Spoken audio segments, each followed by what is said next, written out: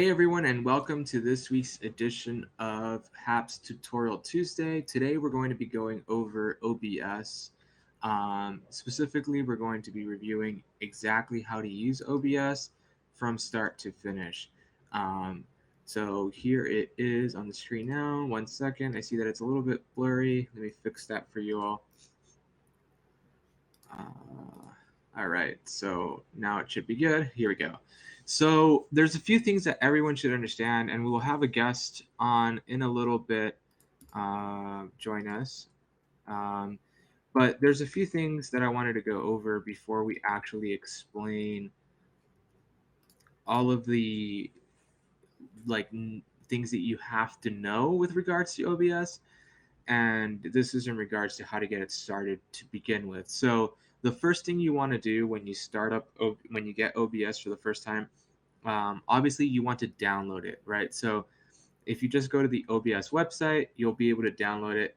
And then you want to make sure that you're downloading it for the appropriate operating system. So it's going to ask you if you're running Windows or if you're running Apple Mac OS. And once you've answered that, you can download it for your appropriate computer. Now, once you've downloaded OBS, before you start launching the virtual camera or anything like that, you're going to want to quit Google Chrome. And I don't mean just closing your Chrome window, I mean actually quitting the app. And the reason for that is because if you don't quit the Google Chrome app, then you're going to not see the OBS Virtual Cam as an option in your camera settings when you're live.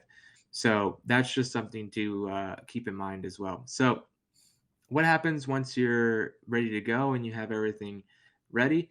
So once you have your OBS turned on and you have it installed, you can do a few things. And I think the main reason why people want to use OBS is the ability to change the layouts and add backgrounds and have green screen, etc. So in just a second, Rev will be explaining some of the green screen tools as well. But for now, I just want to give you the basic run through of the layout stuff. So first things first, I'm gonna go ahead and take myself off screen.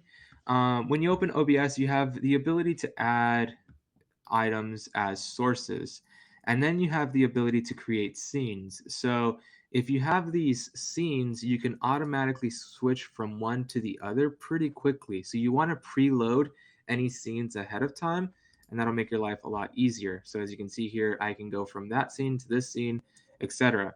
And in order to edit these scenes, you can either add things in, so you can add in an audio input, audio output. Now, before I actually go into that, you cannot run audio from OBS to Happs. You have to make sure that your microphone is on in Happs, not on in OBS. And then you can also, as you can see, you can add some images, you can add some slideshows, you can add a media source or a video. You can add a scene within the scene, which can get a little bit complicated. But more importantly, you just need to know about the cameras as sources. So what is your camera? It's a video capture device on OBS. So if I go ahead and go here, you should be able to, I don't see it. I think it's because I already have it on. Yeah, so this is my video capture device. This is also my media source. Yeah, okay, so my media source is this video. My video capture device is my webcam.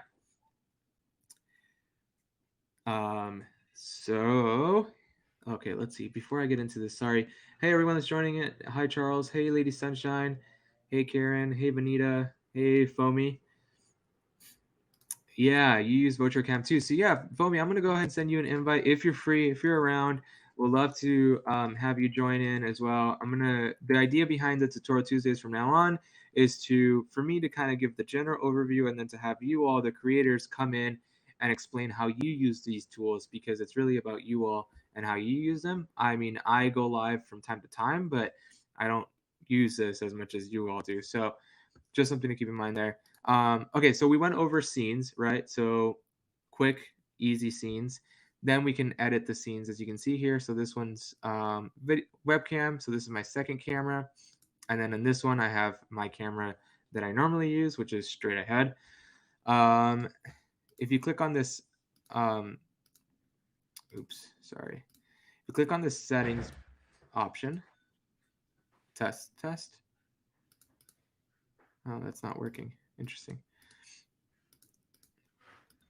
Okay, here we go. Yeah, so you can click on the settings for each individual item. Similar to like you can similar in a similar way that you can do that on Happs, right? So like you can change the file and you can change if you want it to loop, etc. So once you have your scene set up and all of your inputs set up, what do you do next? The important thing is that you want to hit Start Virtual Cam. If you don't hit the Start Virtual Cam button, your Google Chrome and Happs Studio will not be reading that virtual cam. So I'll show you in just so actually Rev has turned off his virtual cam and this is what it looks like. If you don't hit Start Virtual Cam and you select OBS within the Chrome Studio on Happs, this is what you'll get. Whereas if I put myself on screen and I switch my camera to OBS, you're going to get the layout that I was showing you in just a second, right? So this is the exact same layout and scene that I'm showing you on OBS. And here's my scene 2. And this is actually my camera now, not my screen share. So if I go back to the screen share, this is what that looks like. Oops, I pressed it twice. My bad. This is what the screen share looks like, right? So you're seeing all of these tools, etc. But my actual camera input is what you're seeing within that square. And then I can change the scene. Boom. And there you go. Edit it on there as well. All right, so that's the basics of this. There are some things that you should keep in mind. One thing that we've been alerted to by badges actually is that if you launch the Happs Studio with OBS Virtual Cam already on, sometimes it can cause a little bit of a glitch. So make sure that you launch Happs and then turn on OBS and then turn on the virtual cam and take those steps in that process. Otherwise, this is pretty much the easy 1, 2, 3 steps that you need to take in order to get OBS up and running. And with that, I'd like to go ahead and turn this over to Rev, who has a much more different setup than I do, and will be able to explain to you all how to use multiple cameras, etc. Yeah, David, so Rev will be able to show you how to use it as a green screen camera, and here he is now. Hey, Rev, how's it going? I'm just seeing your background. Oh. And why am I not there? Hang on. There Video you go. capture device wasn't on. There we go. There you go. Yeah. So simple as that. So I'm going to go ahead and pop off. You're welcome to screen share as well, Rev, so that you can explain some of these tools. And then I'll hop on with questions and stuff from the audience as needed. Yes, Lady Cool. Sunshine, this is only on desktop.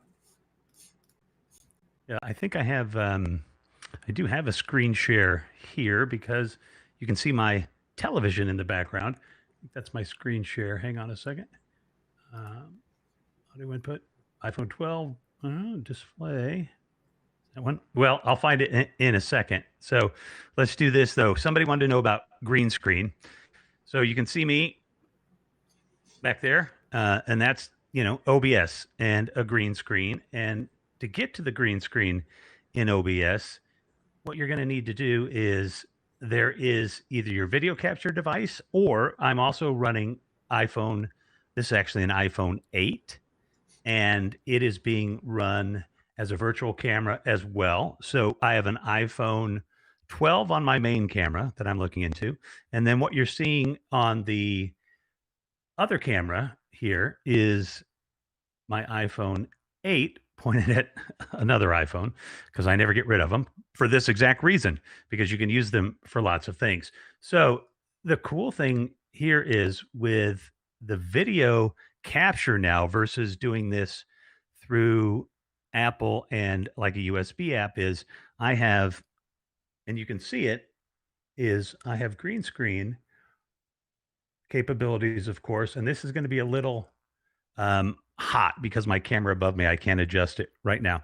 But I actually have a remote control here through the iPhone for my main camera. So I don't know if I can do this in this angle, but let's go to zoom. And I can zoom in and zoom out my main camera. If you want to know more about that, just hit me up on IG or something, and or one of those other places, and I'll be able to happy to talk to you about that stuff. So when we go with the green screen, the way that that works is you're going to go to your camera source. So whether it's video capture or you've got, like I do, it says iPhone 12 on there. You're just going to click on that, and Hey, let me hey, see if Rev. I can figure out how to do Yeah. the screen share. I'm going to add Yeah. one in. Hang on. Let me Thank add you. one in. Yeah. I'm going to do display capture. And that is not the one I want to capture. Or Great. All right. I'm failing. Hang on a second. I have let me do a window capture here. Hang on a second. Hey, Rev, it might be easier to use the screen share function within Happs. Oh, okay. You got it.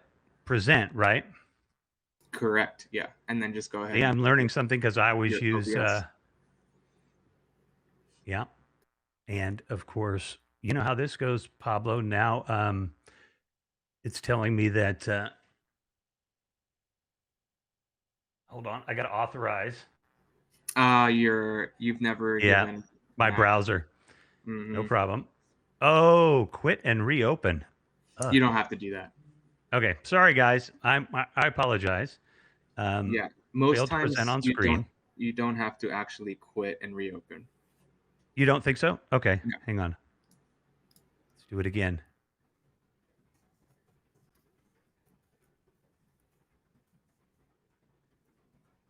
Yep. Did I get There you it? go. I Uh did. huh. All right. Let's go over there. Let's get rid of this. Here is. Oh, sorry, Oh, I had it. go ahead, Pablo. Sorry. I jumped on it too. Um, okay. Are we not showing OBS though? Oh my goodness. Hang on, folks. This is not the way we wanted to go. I apologize. Holy cow. There we go. Screen one. All right. So with OBS, if your source is an iPhone, your source is a regular camera, doesn't really matter what that source is. You're going to want to go down to the device. In this case, for me, it's a video capture device. And I'm going to right click on it and we're going to go to filters. And so we have an effects filter on, and we have a mask, and that mask I use to make my TV screen look fuzzy actually. Um, and it didn't work. I had to use a Photoshop solution. But if I turn the chroma key off, then you can see that I have a wall painted green screen paint behind me. And if I turn the chroma key on, then it reads that green. And if you look closely, you can see some of that green around the top of my head because I don't actually have all my lighting on right now because I just got back. So the green screen is very easy relative to do if you have OBS. I'm totally confused as I don't understand any of it. Well, the green screen, you just have, if you have it behind you, the beautiful thing about OBS, and I think Minicam even, is that you just have to add a filter and click. It's rare that I ever adjust the color type. You could have a blue screen, or you might want to get rid of that color spill. So if you can see the green on my head, I can take all the color out and make it black and white, or I can try to adjust it just a little so it looks like the back of my head is gray, but it's not green. And that's less obvious that it is a green screen. So that's kind of the basic idea of a green screen. And then I thought I would go over a little bit about the difference between using iOS at least and a video capture device for OBS. Because if you have even an iPhone 8, I would imagine an iPhone 7, if you've got an iPhone laying around, and even if it does, you need to plug it into USB. So even if the battery doesn't really work anymore, it's an awesome resource because you can use it for a camera. And that ability to use it for a camera, opens up things for you a lot. I know some people wanted to be able to do what I'm doing on this one, which is display the screen, and that is really easy to do if you have an iPhone. I think Android has the same type of setup. Somebody else might know that, but you get an app. This one happens to be called the OBS Camera app. And that OBS Camera app basically turns your iPhone into a camera for the computer. So it sends the signal from your iPhone through the USB to the computer, and the computer is recognizing it as a video feed, a capture card, a camera. So it is really a nice way to do it if you don't have a webcam laying around, and you don't have to buy a webcam. The webcam though would be the same theory, in that you need to get that webcam into your computer in one way or another, and then you can have multiple computers on OBS. And the really cool thing is the HDMI out. I happen to just get lucky and meet the head of the chief tech officer for Filmic, and he's going to come on the show hopefully and explain that a little more. But HDMI, if you have a TV, a big screen TV, HDMI has a lot more capability in terms of data coming out. And so you're able to get an amazing image out. Now, Samsung, you can do 4K. With Apple, because of their adapter, you can only go 1080. That would save having to join my own broadcast on the iPhone and fighting with feedback issues. I'm not 100% sure of the context there, but I'm glad that would help. So the capture card scenario is definitely more expensive. However, there have been some capture cards on Amazon for like 15 or 20 bucks that work pretty well. Maybe they're going to be 720, or I know I'm throwing all these numbers around, but the iPhones are in a lot of cases better cameras than a webcam, at least a moderately priced webcam. So if you've got an older iPhone laying around, the front camera is absolutely incredibly powerful and a wonderful tool. I don't know if anybody has any questions or not. I am 100% happy to, like I said, I'll do a Zoom call with people if they want. I'm not sure I want to give a tutorial on some of these things on a live stream in any depth, but I'm happy to do it. Logitech webcams are good. They do make good webcams, but if you have an SLR and you want to use that, as long as it's capable of streaming, and some aren't, you can use that capture card and use a camera that you already have. Pablo, was there anything I missed? Nope, you described that perfectly. So yeah, as you guys saw, green screen via OBS is pretty straightforward so long as you have the tools necessary to do it. And the big tool is having the actual screen behind you. However, you don't need as much green as Rev has in the background. There's actually some really cool portable green screen like backgrounds that you can get via Amazon, and some that even attach to your chair. So if you have an office chair when you're streaming, you can attach it to your chair, and it actually creates a green screen within the dimensions behind you that make it so that it's enough coverage so you don't have to worry about that. And the cool thing about going down that path is that the green screen is easily lit by the same light source that is lighting you, which makes it a little bit easier to use. If you start getting into making things really complicated, it's going to be harder to make it work every single time. So that's just something to keep in mind. As far as visuals go, put yourself in front of a window, have a nice light source. If you don't have a window, if you want to go green screen, get a simple small green screen, and then have OBS Virtual Cam do the rest for you. It's pretty straightforward. And then as we mentioned earlier, Virtual Cam is really easy to use so long as you do the setup process properly before you actually go live. But yeah, is there any other tips, Rev, that you'd like to share with the community before we go ahead and hop off? Well, I would say I am just using the focus feature here, which is just so cool to be able to do that right there live. And then, yeah, lighting, I think, is something that Again, you don't have to go crazy with the budget. I know Pablo's professionally trained in all this stuff, so 3 lights is a good way to go. But there are these new cob lights. They're called chip on board. They're not super expensive. They get pretty bright and really add a lot of light. If you just see for a second here, oh, yeah, it takes this a second to adapt. I can drop down and really change the look of the show and me by just dropping that. In this case, I'm dropping the ISO, the Hmm. film speed, so to speak. So Yeah, there are a the ton old of yeah, the ISO is actually the sensitivity to light of the sensor. yeah, that's right. Yeah, but you didn't bring up a good point. Lighting can be as expensive or as cheap as you can make it, really. Um, and for perspective, my lighting right now is just a window. That's it. And that's part of the reason why I have this shadow here, because my window is directly in front of me. So when I'm looking directly at that window, I'm getting a natural shadow here because I don't have any fill coming in. And the window, like the sun, is kind of coming in from this left side. And you can see that, right? Like the light is perfectly here.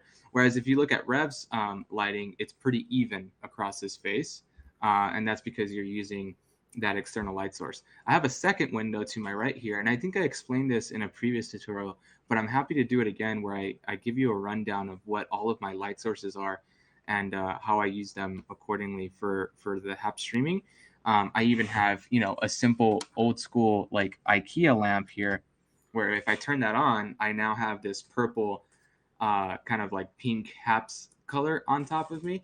So, you can really get creative. You can add a bunch of different light sources. All this is a lamp from IKEA with an Amazon light bulb that allows me to change the color for my phone. So it's really, really easy to kind of get creative and change things up.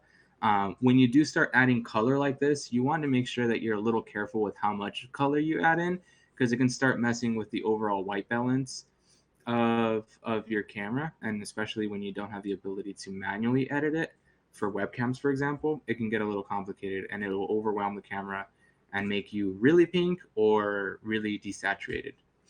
um, Trevor, is the image reversed when using virtual cam with Happs? I know a lot of times if you have your webcam in an application, it's actually a reverse image. So yeah, in Happs, this is my right hand, so you all can see. It may be the left for you, and this is my left hand.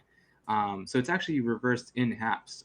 If you use OBS, I think it's the exact same way. It pipes it in the exact same way because OBS is actually mirrored, and then Happs flips it. So, right, Rev? I think that is right. Yeah, and if you notice me turning orange like something from a bad movie, the ability to even do your white balance again with some of these apps you can get on here, it's fantastic. I mean, if you really want to improve your broadcasting a lot exponentially, as Pablo said, a little bit of lighting that doesn't have to be expensive. They have just amazingly inexpensive LED lights that are super powerful. You can put a diffuser on them. I honestly argue you could get a 3 light setup for $75 and look exponential, an order of magnitude better than your program, might right now. Now, people say, but a ring light. The thing is with ring lights, you're going to tend to need more light, more intensity, and you've got less flexibility. So if you're going to be in portrait mode and it's going to be right on your face, more power to you. But if you want to have a green screen or anything, of a wide shot, it's nice to have a light popping behind you to give a little dimensionality. And I do have to have a light, and it's actually not turned on, so the setup is doing okay. To put on the green screen too. If the green screen is darker in shadow, it won't work. You'll the illusion will break. Let's see if I can get that light. There you go. If I turn that light on, you can see it hit the side of me, and it's a little bright, but yeah, that is enlightening, Trevor. I believe there's a way to reverse it in OBS. Oh, you were talking about the mirroring. And Charles says, "Thank you for these videos." Well, thank the folks at Happs, Charles. This is a wonderful thing, and somebody else can come up here next week and do something that sounds like for tutorials. That's very exciting because the creators on here, this, I've learned a lot from people, just when we've been able to get together in Mhm. various chat groups and stuff like that. So Yeah, yeah. next week we'll hopefully have an audio tutorial. We're still working on the details. Yeah, we're hoping that that works. Oh, good. Jeff, if you watch the replay, this is exactly what Rev went through and explained. So if you want to learn how to run OBS with through Happs with green screen, just go ahead and watch the replay. That's exactly what Rev went through. It's pretty straightforward. You just have to have an actual green screen, as we mentioned. And then OBS does the rest for you as long as you click on the right settings. But with that, I think we're at time now, and that'll be it for us for this week. Tomorrow we have our Happs Takeover, which is actually going to be hosted by our very own Lucia, and she will be live with a couple of guests on that show tomorrow. And then on Thursday, we'll be off, and Friday, we'll be back with the Happs Streams of the Week show. And during that show, the theme of the week streams will be featured. And this week's theme is hashtag Happs Games. So if you haven't done your theme of the week stream for this week, go ahead and do that as soon as possible so that you can be considered for that show. And otherwise, we will see you tomorrow. Thanks, Rev, for joining. Oh, thanks, Pablo. It was fun.